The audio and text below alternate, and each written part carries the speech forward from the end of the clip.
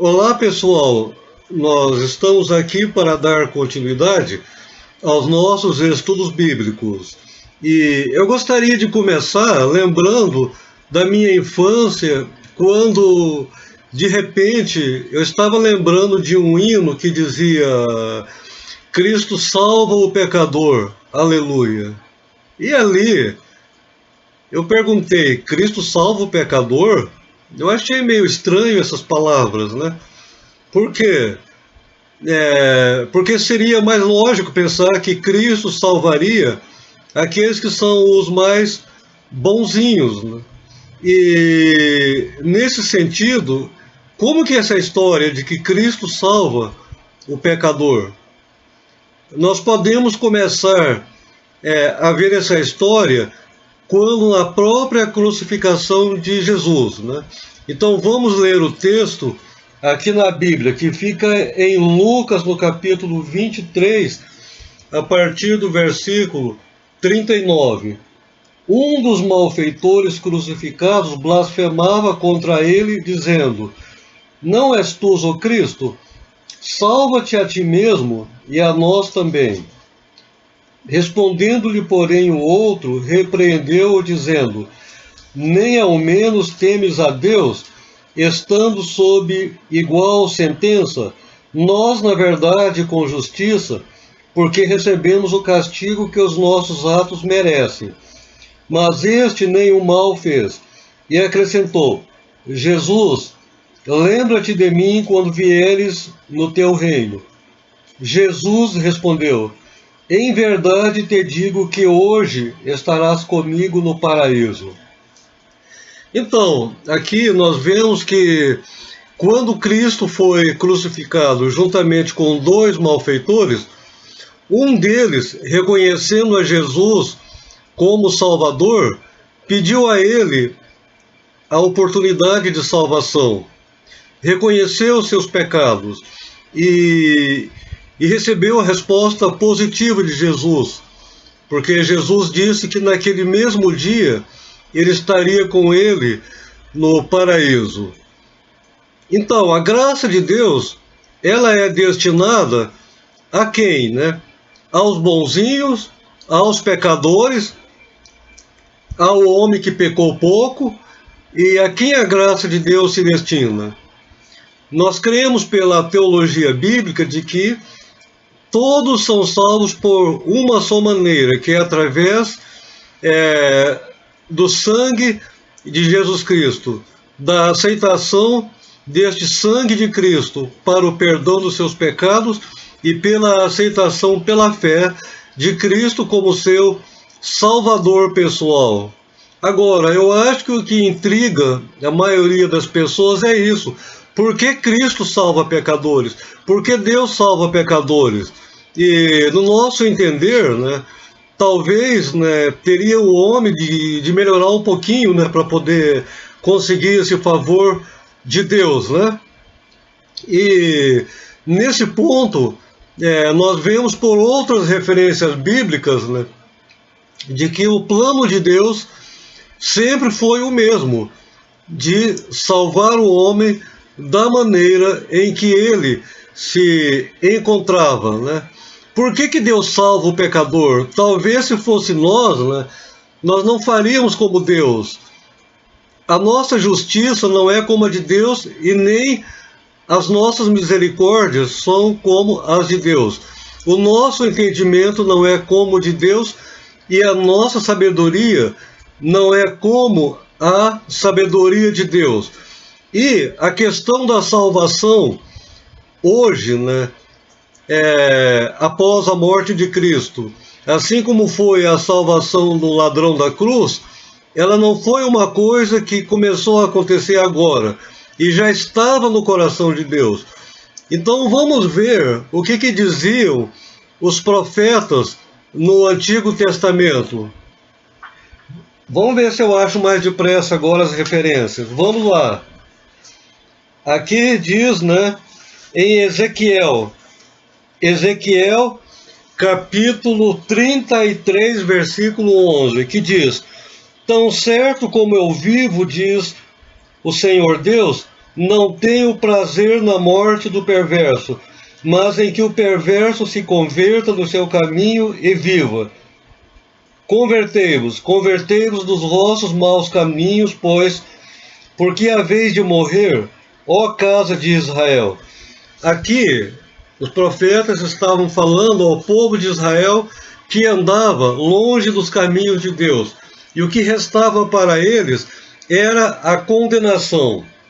Assim como a nós, quando nós estamos distantes de Deus e recusamos a alcançar a sua graça. E essa expressão me veio a lembrar uma expressão popular de hoje, né? Por exemplo, aquela de que bandido bom é bandido morto, né? Será que para Deus bandido bom é bandido morto? Então, nós acabamos de ler agora em Ezequiel que Deus não tem prazer na morte do ímpio. Também, o mesmo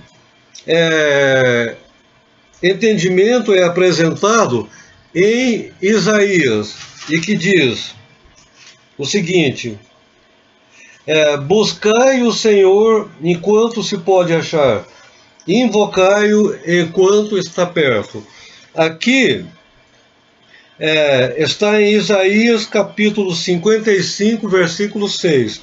Buscai o Senhor enquanto se pode achar, invocai-o enquanto está perto. E continua: deixe o perverso o seu caminho, o iníquo o seu pensamento, os seus pensamentos.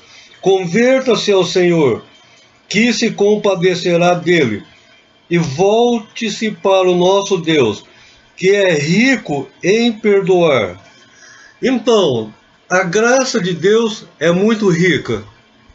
Ela não é como nós pensamos, né? Ela não é de acordo com os nossos pensamentos, e que fala na continuidade de Isaías. Porque os meus pensamentos não são os vossos pensamentos, nem os vossos caminhos, os meus caminhos, diz o Senhor. Porque assim como os céus são mais altos do que a terra, assim são os meus caminhos mais altos do que os vossos caminhos, e os meus pensamentos mais altos do que os vossos pensamentos. Olha lá, Deus, sendo muito superior a nós, Deus conhecendo muito mais do que nós, sabe o que está fazendo. Deus sabe por que Ele perdoa ao ímpio e ao pecador. Deus sabe a razão, os motivos de que Ele faz isso. Nós, nas nossas limitações, não somos capazes de entender isso e muitas vezes de aceitar isso. Mas isso é o que se chama a graça de Deus. É um favor imerecido e que é dado a todos os habitantes da terra. Então, o Velho Testamento mostra que Deus já escancarou o seu coração, e já sabemos de apresentações anteriores que a cruz de Cristo, a morte de Cristo, Cristo como sendo o Cordeiro oferecido pelos pecados da humanidade, já estava previsto desde a eternidade, né? E o que diz Jesus sobre isso? O que Ele disse quando Ele esteve aqui na terra? Nós sabemos que Jesus ele foi criticado porque Ele andou com os pecadores, porque Ele almoçou com os pecadores, porque Ele recebeu a pecadores. E eles diziam que Ele não poderia ser alguém vindo da parte de Deus por essas razões. E Jesus falou o quê? Ele disse que o Filho do Homem veio buscar e salvar o que havia sido perdido. Foi por isso que Jesus veio. Ele veio para nos redimir. Ele veio para resgatar o homem e que havia se perdido pelo pecado. E o pecado se fez presente na vida de todos os homens, né? Então Jesus veio buscar aquele que havia se perdido e que somos nós. Então, o Velho Testamento é confirmado, né, é cumprido no Novo Testamento e vem se cumprindo até hoje, em que Deus está salvando pessoas pela sua graça, né? E tem um versículo muito interessante do livro de Hebreus e que diz que Cristo, em troca da alegria que lhe estava proposta, suportou a cruz, não fazendo caso da ignomínia, e está sentado à destra do trono de Deus. Fica em Hebreus capítulo 12, versículo 2. Então, por que Cristo foi à cruz? Em troca da alegria que lhe estava proposta, da alegria de ter você e eu salvos por meio dele. E também, né, o fato de Cristo ter, né, este grande contingente que ele salvou e está salvando, também estava profetizado lá no Velho Testamento em Isaías, e que diz, o que ele fala? Isaías capítulo 53, versículo 11. Ele verá o fruto do penoso trabalho da sua alma e ficará satisfeito. O meu servo, o justo, com o seu conhecimento, justificará a muitos, porque as iniquidades deles levará sobre si. Por isso eu lhe darei muitos como a sua parte, e com os poderosos repartirá ele o despojo.